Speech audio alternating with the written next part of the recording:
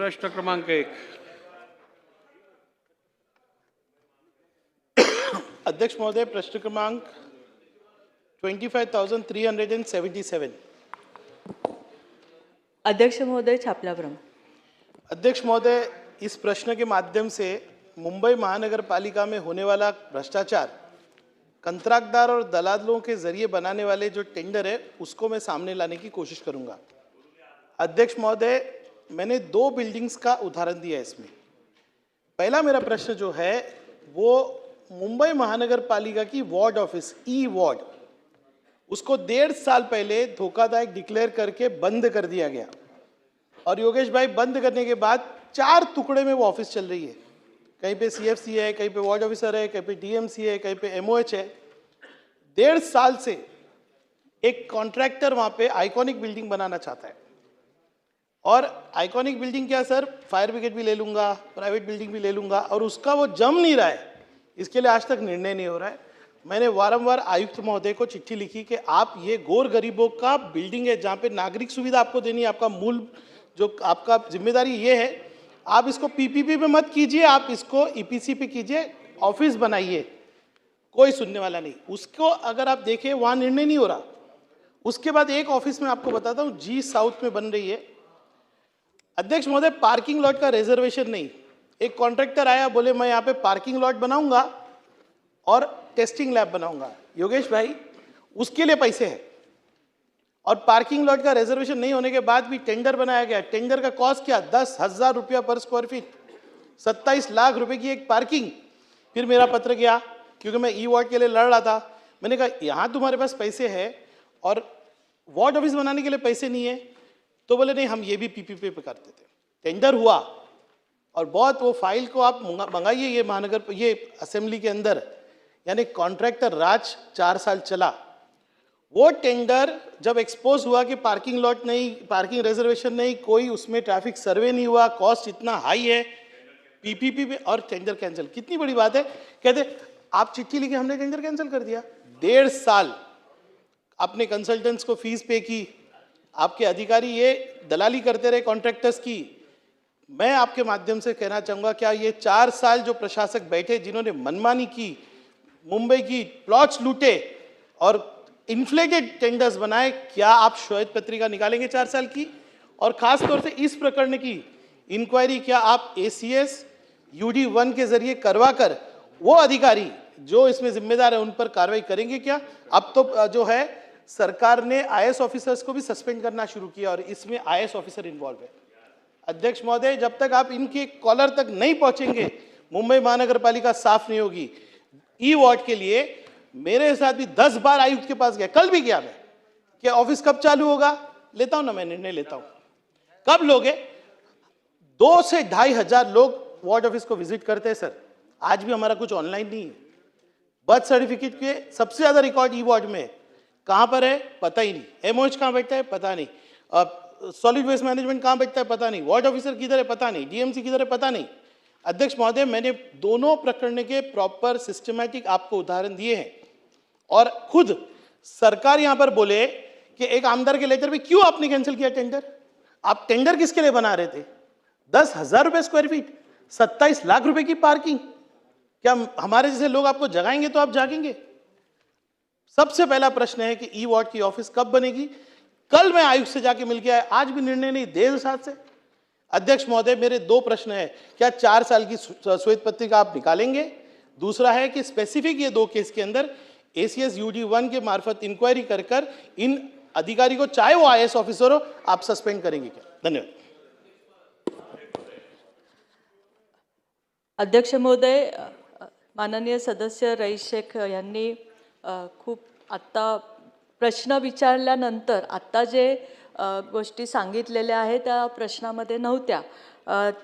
सदस्यांची जी भावना आहे, कारण त्यांनी ज्या पद्धतीने प्रश्न विचारले होते त्याच्यामध्ये की बाबा हे टेंडर का रद्द झालं, जे केलं होतं ते, तर टेंडर रद्द झाल्याचं जे कारण होतं ते महानगरपालिकेकडनं असं टेंडर रद्द का केलं, तर एवढा मोठा चांगला प्लॉटमध्ये जर आपण स्वतः एवढं दायित्व घ्यायचं 700 कोटीचं, ते न घेता जर आपण PPP मॉडेलवर ते करायला दिलं तर महानगरपालिकेला त्याच्यामधनं इन्कमचा स्रोत उपलब्ध होईल.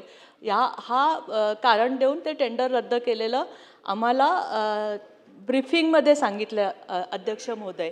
पण सदस्यांनी आत्ता ज्या काही 2-3 गोष्टी माझ्या निदर्शनास आणून दिल्या, मला असं वाटतं अध्यक्ष महोदय की ह्या संबंधीची एक बैठक मी स्वतः बोलवते. जे काय ह्याची परिस्थिती आहे तर ती जाणून घेऊन आपण त्याच्यावर पुढची कारवाई करू अध्यक्ष. अध्यक्ष महोदय, फार चांगला उत्तम प्रश्न या सभागृहाचे सन्माननीय सदस्य श्री रईस शेख यांनी उपस्थित केला आहे. अध्यक्ष महोदय, 4 वर्षाचा कार्यकालावर श्वेतपत्रिका काढायची गरज नाही आहे. सभागृहाचे सर्व पक्षीय सदस्यांना माझी विनंती आहे. फार गंभीर विषय आहे. 1 नाही 2 नाही 85 हजार कोटीचा अर्थसंकल्प असलेली महापालिका आहेत आणि या महापालिकेमध्ये 4 वर्ष ज्या प्रशासनिक अधिकाऱ्यांनी कार्य केलंय त्याच्यावर SIT बसवायची गरज आहे. SIT बसवली पाहिजे. अध्यक्ष महाराज, अध्यक्ष महोदय, 10,000 रुपया प्रति स्क्वेअर फीट आणि एका सदस्यांनी पत्र लिहिलं आणि त्या पत्रामध्ये त्यांचं लक्षात आलं की 700 कोटी रुपये आपण कशाला गुंतवायचे, आपण PPP मॉडेलवर केलं. मग तुम्ही बसले होते जेव्हा सही करायला अधिकारी IAS ऑफिसर, 1 नाही 2 नाही 3 नाही 4 नाही 5 IAS officer, senior most ACS लेवलचे IAS ऑफिसर तिकडे बसवतात. All are enjoying their holidays only there. त्यांचे मजा मारायला तिथे जातात. अध्यक्ष महोदय, SIT बसवायची गरज आहे आणि माझी सभागृहाच्या सर्व सदस्यांना विनंती आहे. हे एक वस्तू नाही अध्यक्ष महाराज, सिमेंट कॉन्क्रीटचे रोड. अध्यक्ष महोदय, मी दाव्यानिशी सांगतो, जबाबदारीने सांगतो आणि या सभागृहामध्ये सांगतोय, M40चे त्या तिकडे कॉन्क्रीट टाकायला पाहिजे. M20चे M15चे कॉन्क्रीट टाकतात. एक दुसरा अध्यक्ष महोदय, मेजरमेंट घेताना रईस भाई, मेजरमेंट घेताना अध्यक्ष महोदय केवळ चलन बनवतात. M40चे मटेरियल जेवढं पाहिजे त्याच्यापेक्षा 3 पटीने 3 टाइम्स मोर त्याचे बिल बनतात. ऑन रेकॉर्ड आपल्याला पाहिजे तर आपल्या चेंबरमध्ये येऊन त्यांचे फोनवरती झालेले संभाषण मी आपल्याला ऐकून दाखवतो अध्यक्ष महोदय.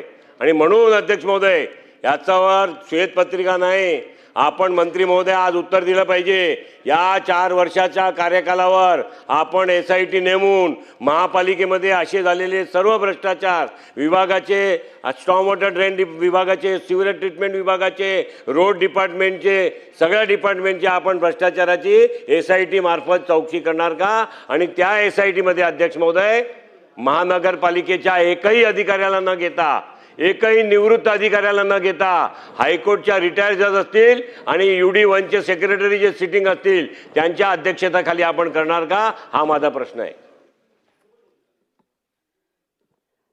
अध्यक्ष महोदय, जसं मी सांगितलं की प्रश्न जनरलाइज नाही करतायत, पण सदस्यांच्या ज्या भावना आहेत त्याप्रमाणे चौकशीचे आदेश दिले जातील, त्याची चौकशी निश्चित केली जाईल आणि ह्या संबंधीची. आणि म्हणून मी म्हणलं की ज्या पद्धतीने सगळ्यांच्या भावना आहेत आणि महानगरपालिकेचे इतर सगळे विषय आहेत त्या संबंधीची एक मीटिंग बोलवण्यात येईल. तिथे तुम्ही तुमच्या इतर गोष्टी पण जर सांगितल्या तर अध्यक्ष महोदय एकत्रित ह्या सगळ्याची चौकशी लावता येईल.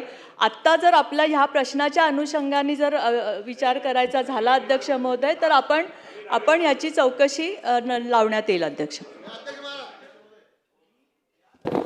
अध्यक्ष महाराज, माझा एकच प्रश्न आहे अध्यक्ष महाराज, आणि प्रश्नापेक्षा जास्त विनंती आणि ती तुम्हाला आहे अध्यक्ष महाराज, की 80,000 कोटीचे फिक्स डिपॉझिट असणारी महानगरपालिका, 75,000 कोटीचं बजेट करणारी मुंबईची महानगरपालिका, 4 वर्षाची चौकशी मागितली, पण ज्यांच्याबरोबर आपण सत्तेमध्ये बसला होता त्या 25 वर्षाची पण चौकशी तुम्ही मागा रईसभाई, म्हणजे सगळं बरोबर होईल. 4 साल की आपने मांगी ना, 25 साल जिनके साथ में आप सत्ता में 2.5 साल बैठे थे उसकी भी चौकशी आप मांगो, ऐसा मैं बोल रहा हूं आपको. 25च्या 25 वर्ष स्टँडिंग कमिटीचा चेअरमन तुमचा होता, महापौर तुमचा होता आणि स्टँडिंग कमिटीचा चेअरमन तुमचा होता. आणि आम्ही दर आठवड्याच्या स्टँडिंग कमिटीच्या 5% आम्ही जगत नाही. हा, आणि आता कशी चालवायची हे आम्ही शिकू. हा, अध्यक्ष महाराज, माझा एकच प्रश्न आहे, माझी एकच विनंती आहे की जे वॉर्ड ऑफिस, मुंबईच्या महानगरपालिकेचं वॉर्ड ऑफिस आणि अशी 24 वॉर्ड ऑफिसेस या मुंबई शहरामध्ये महापालिकेची आहेत, जी महापालिकेच्या कारभाराची केंद्रबिंदू आहेत अध्यक्ष महाराज, ते कॉर्पोरेशनचं वॉर्ड ऑफिस सुद्धा PPP मॉडेलमधनं करण्याचा जो महान निर्णय ज्या कुणी अधिकाऱ्यांनी घेतला असेल आणि जर त्या ठिकाणी कमर्शियलाइज करायचं असेल, त्या जागेचा वापर करायचा असेल तर महापालिका स्वतः करेल ना अध्यक्ष महाराज. महापालिका स्वतः ती जागा रेंटवरती देऊन विकून ही रेव्हेन्यू कमवू शकते. तर तुम्हाला PPP मॉडेलमधनं वॉर्ड ऑफिस तयार करण्याची गरज काय? आणि त्यामुळे हा एक जो निर्णय घेण्यात आला, असे अनेक निर्णय आहेत. कालच पेपरला बातमी होती, मिठीच्या डिसिल्टिंग मध्ये आता अर्ध्यावरती त्यांनी त्या ठिकाणी ते टेंडर केलेलं आहे. म्हणजे अर्ध्यावरती टेंडर केलं म्हणजे बाकीचं अर्ध कशा करता होतं. आणि त्यामुळे असे अनेक विषय आहेत जे आता सगळे बंद करायचे आहेत. परंतु माझी तुम्हाला अध्यक्ष महाराजांना अशी विनंती आहे की महानगरपालिकेचं वॉर्ड ऑफिस PPP मॉडेलवरती बनवण्याचा किंवा त्याचं टेंडर काढण्याचा जो निर्णय झाला, याच्यावरती आपण आपल्या दालनामध्ये सर्वांना बोलावून या एका निर्णयाच्या संदर्भामध्ये चौकशी करावी अशी माझी तुम्हाला विनंती आहे अध्यक्ष महाराज.